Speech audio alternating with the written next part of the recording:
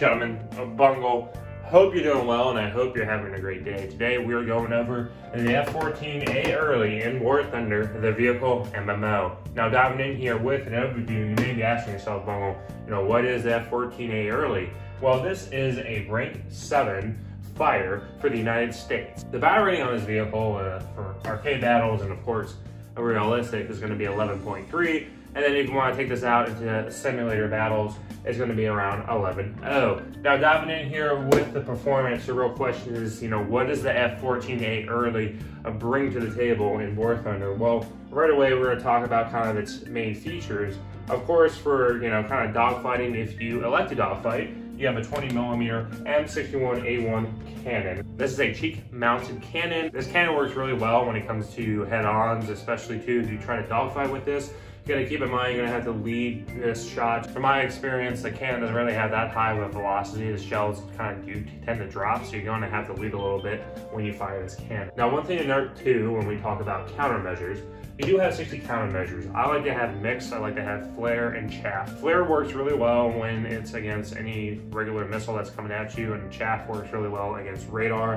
When it comes to kind of evading missiles and everything like that, kind of a cool trick that I learned is that if someone is locking onto you with a radar-seeking missile, especially if it's another F-14A or a MiG-23, etc., what you want to do is when they're aiming at you and you get that notification that rocket is coming towards you, you want to cut off your afterburners and cut off all fuel and pop your flares. You will find that you will evade the missiles 99% of the time. It's an interesting little feature that a lot of players don't know about. A lot of players tend to fly with the afterburner on, and as a result, they get themselves cooking out by radar-seeking missile, especially the head-on, and then they get angry and say nasty things in the War Thunder chat. Now, one of the things to know is that, of course, when you're grinding, kind of what I like to do, and a lot of players may not agree with this approach, but typically when you're unlocking stuff for an aircraft, especially if it's a new aircraft that's stock and everything like that, you notice, especially in higher tiers, you don't get chaff. The missiles are kind of okay, if not, they're just kind of crap. So the best way of grinding equipment, modifications, etc., in my opinion, I kind of first like to go for bombs. You bomb bases and then you go and start farming targets like pillboxes, light pillboxes, AA, artillery, etc., using your cannon. So typically what you want to do, especially if you're starting off, you want to go and just bomb bases, try to unlock the bombs so you can bomb bases right away, and then also as you're grinding, use your cannons on the aircraft to go and farm light pillboxes, as well as artillery and AA emplacements across the battlefield. Now, when we talk about the radar in the F-14A, there's a bunch of different types of radar. If you want me to go into more detail about this, please comment down below, and then I will make a separate video talking about that if there's interest. But basically, the ones that you want to use, and it depends on your missile layout. Personally, this is what works for me. I usually will average 2 kills. On a great match, I will get 4 kills. Worst game ever, I might get 1 kill. But this is typically what works for me. Once you have all the equipment, you have your aircraft pretty much fully spaded, ready to go.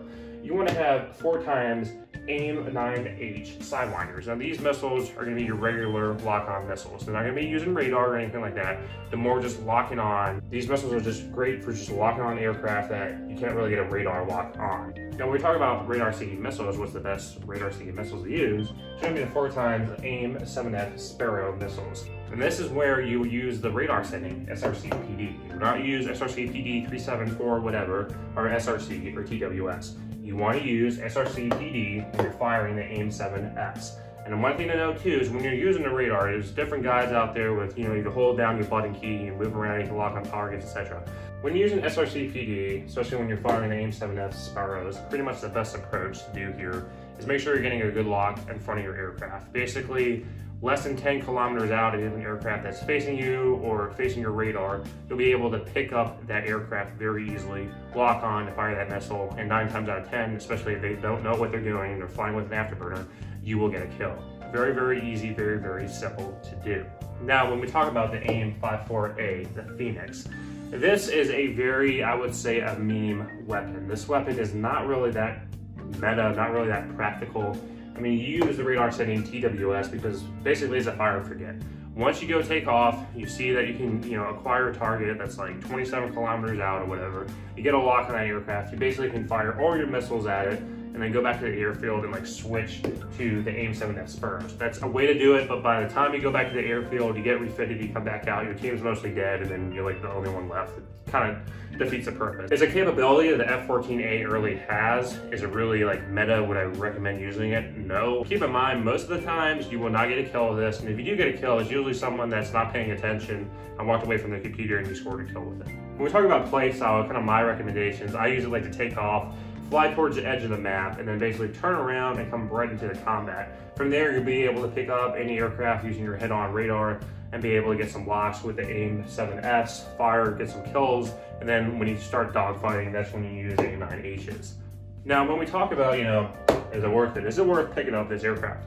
I will say there's definitely a big skill gap using this aircraft. It's more just getting familiar with radar settings, how to lock on, how to use the capabilities of the aircraft. If you take it out there and you play it like a regular 10-0, 10-3 F-5C or a MiG-21 or whatever, you're gonna realize that you're gonna have a hard time because you don't really know the radar capabilities of this aircraft. If you play the F-14A like you would an F-5C, a MiG-21, a Yak-38, you're gonna realize that, yeah, this aircraft is terrible, it's not good, it's terrible. I don't wanna say it's a skill issue, but it's more of a familiarization with using radar, using pulse software, knowing when to lock on, knowing how to evade. Once you understand kind of that play style, once you master it, then you realize this aircraft is actually very, very good. It's just, there's a very, very steep learning curve for the F-14A. I would feel that progressing through the US aircraft tree doesn't really prepare you fully for this aircraft. So that's kind of why you're seeing a lot of F-14s that will take off and get like 0 kills, get wiped out immediately, and then rage in the chat and everything like that. There really isn't a way to kind of set these players up for success because you kind of have to figure it out on your own, which in my opinion, it was a rough learning experience to master using this aircraft, but once I actually mastered it, I really started having a lot of fun with it. It was actually very, very simple and very easy to get kills and evade missiles and everything like that. So hopefully this knowledge can help you as a player that may be interested in picking up this aircraft. If you want me to go into more details about how to use the radar settings and everything like that, feel free to comment down below. Other than that, I appreciate you all stopping by. Hope you all have a great day. Take care.